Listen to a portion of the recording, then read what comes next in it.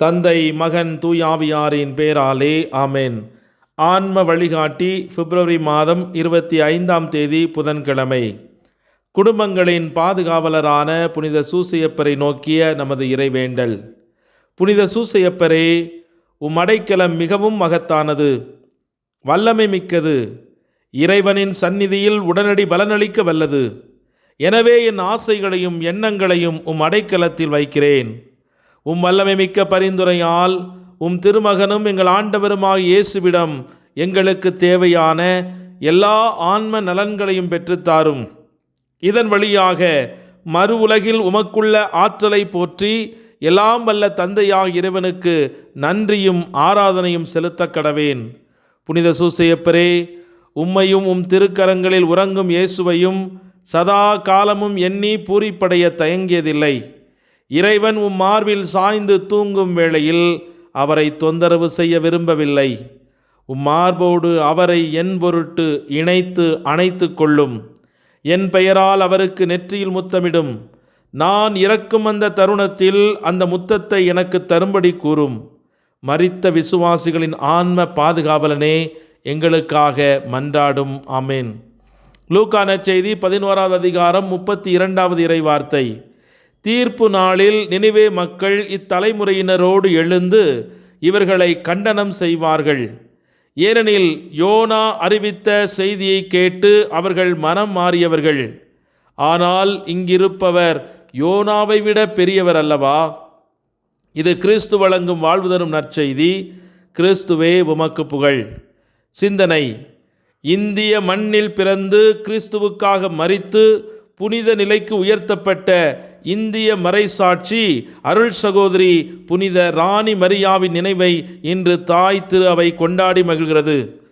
அருள் சகோதரி ராணி மரியா கேரளா மாநிலம் கொச்சி அருகே உள்ள புல்லுவழி கிராமத்தை சேர்ந்தவர். கடவுளின் சேவையில் ஈடுபட வேண்டும் என்ற விருப்பத்தை சிறு வயது முதல் கொண்ட அவர் படிப்பை முடித்து அருள் சகோதரியாக மாறினார். பிரான்சிஸ்கன் கிளாரிஸ்ட் சபையின் சார்பில் சேவை செய்வதற்காக மத்திய பிரதேச மாநிலம் இந்தூர் அருகே அனுப்பப்பட்டார். இந்தூரிலிருந்து 1 மணி நேர பயணத்தில் இருக்கும் ஊரான உதய் நகரில் அவரில் மடம் இருந்தது. மலைப்பகுதியான அங்கு பழங்குடியினரும் ஒடுக்கப்பட்ட மக்களும் வாழ்ந்து கொண்டிருக்கின்றனர்.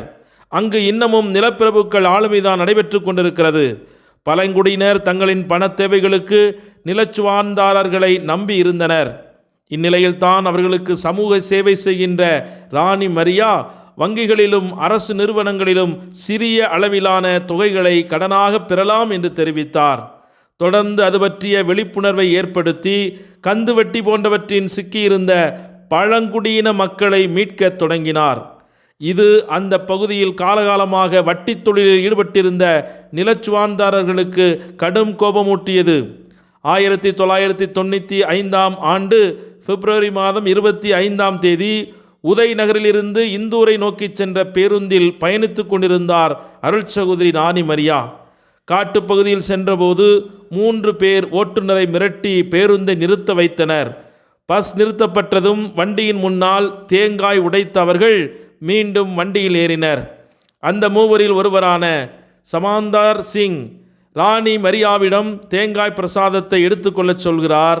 அவர் புன்சிரிப்புடன் மறுத்துவிட்டு, என்ன சமந்தர், இன்று மகிழ்ச்சியாக இருக்கிறாய் போலிருக்கிறது என்று கேட்டுள்ளார். இதோ இதனால் தான் மகிழ்ச்சி என்றவாறே மறைத்து வைத்திருந்த கத்தியை எடுத்து சரமாரியாக அருள் சகோதரி ராணி மரியாவை குத்தினார். பஸ்ஸிலிருந்து யாருமே உதவ முன்வரவில்லை. உயிரை காப்பாற்ற பேருந்திலிருந்து இறங்கி ஓடினார் அருள் சகோதரி ராணி மரியா. பேருந்தின் ஓட்டுநர் பயத்தில் வண்டி எடுத்து நிற்காமல் போய்விட்டார். சமந்தர் சிங் ராணி மரியாவை விரட்டிச் சென்று தொடர்ந்து தாக்குதல் நடத்தினார்.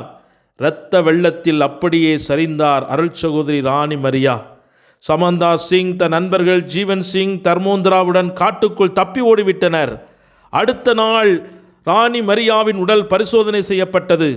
மொத்தம் 40 ஆழமான கத்தி குத்துகளும் 10க்கும் மேற்பட்ட இடங்களில் வலுவான கீறல்களும் இருந்தன. இவ்வளவு வன்மம் ஏன் ஏற்பட்டது என்ற கேள்வி மக்கள் மத்தியிலே உலகளவில் எழுந்தது.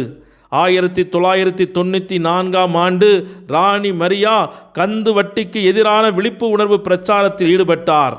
பாதிக்கப்பட்ட நிலச்சுவார்ந்தார்கள் பழங்குடிகளை மீண்டும் வட்டிக்கு வாங்கும்படி மிரட்டியுள்ளனர். அதில் ஏற்பட்ட கலவரத்தில் நிலச்சுவார்ந்தார்கள் பலருக்கு காயம் ஏற்பட்டது. இந்த பிரச்சனையில் கைது செய்யப்பட்ட பழங்குடியினருக்கு சட்ட ரீதியாக அருள் சகோதரி ராணி மரியா உதவினார். அப்படி பாதிக்கப்பட்ட நிலச்சுவார்ந்தார்களில் ஒருவர்தான் ஜீவன் சிங்.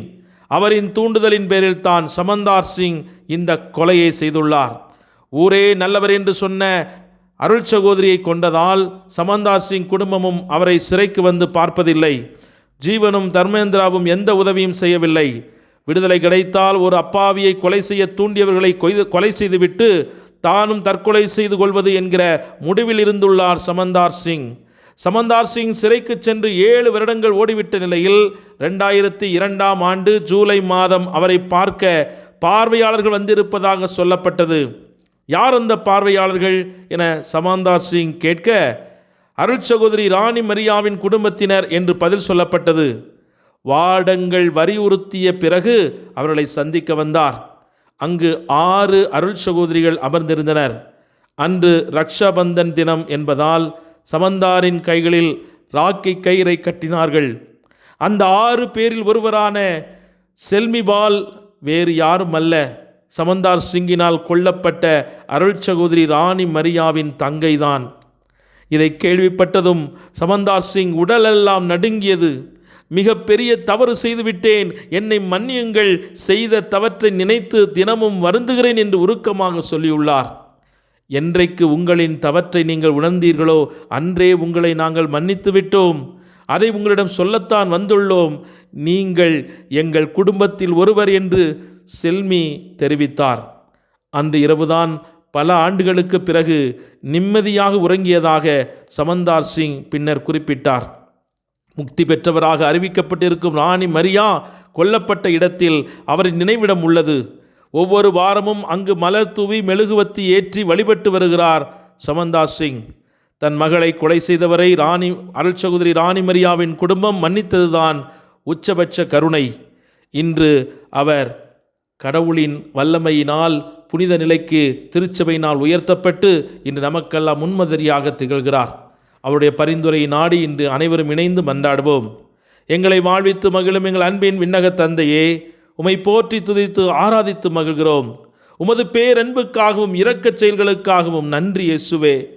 நீர் அன்பு செய்யும் பிள்ளைகளுக்கு நீர் ஏற்பாடு செய்திருக்கும் காரியங்கள் கண்களால் கண்டுணர முடியாதவை, காதுகளால் கேட்டு புரிந்து கொள்ள முடியாதவை, இதயத்தால் அறிந்து கொள்ள முடியாதவை.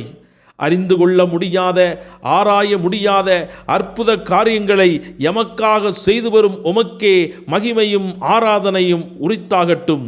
வாழ்வினை அச்சுறுத்தும் இந்த உலகத்து மனிதர்களின் வார்த்தைகளும் செயல்களும் நெருப்பை போன்று எங்கள் மீது கொட்டப்பட்டாலும் வாழும் கடவுளை ஆராதித்து வணங்கும் பிள்ளைகளுக்கு எந்த தீங்கும் ஏற்படாதவாறு தானியேலும் அவரது நண்பர்களையும் தீச்சுவாலையில் இருந்தும் சிங்கத்தின் கெபியிலிருந்தும் காத்தது போல எங்களையும் இன்று காத்தருளும்.